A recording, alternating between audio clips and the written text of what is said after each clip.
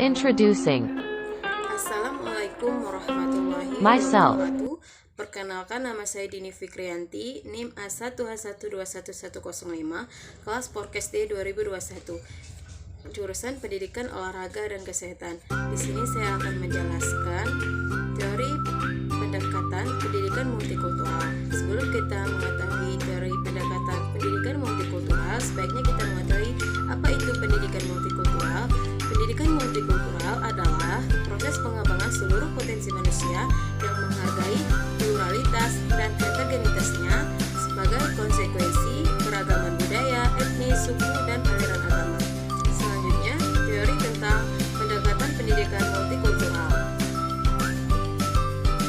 Menurut James Banks dalam Suryana 2015 menjelaskan, pendidikan multikultural merupakan suatu kepercayaan dan penjelasan tentang pengakuan dan penilaian akan keberagaman budaya dan etnis yang bertujuan mengubah struktur pendidikan agar para siswa yang berasal dari etnis, ras, dan kultur yang berbeda, laki-laki maupun perempuan, ataupun siswa yang berkebutuhan khusus memiliki hak yang sama untuk mencapai prestasi akademis di sekolah.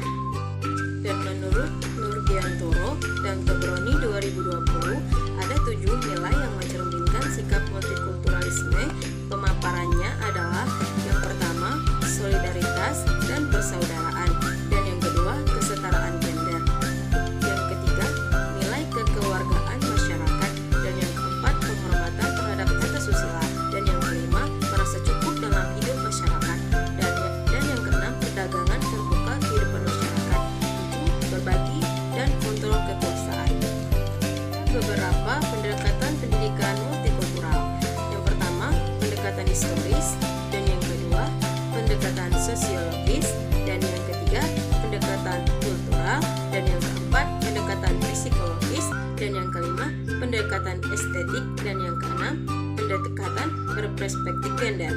Strategi implementasi pendidikan multikultural yaitu yang pertama, implementasi pendidikan multikultural yang diintegrasikan ke dalam mata pelajaran, dan yang kedua, implementasi pendidikan multikultural melalui kegiatan pengembangan diri, dan yang ketiga, implementasi pendidikan multikultural melalui muatan lokal, dan yang keempat, implementasi pendidikan multikultural melalui pendidikan lingkungan.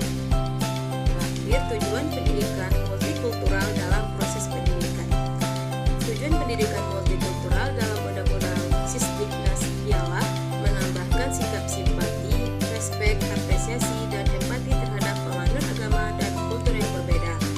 Tujuan utama dari pendidikan multikultural adalah untuk menanamkan sikap simpatik, respek, apresiasi, dan empati terhadap penganut agama dan budaya yang berbeda.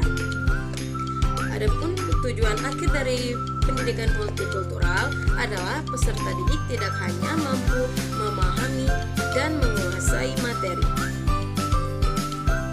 Adapun tujuan akhir pendidikan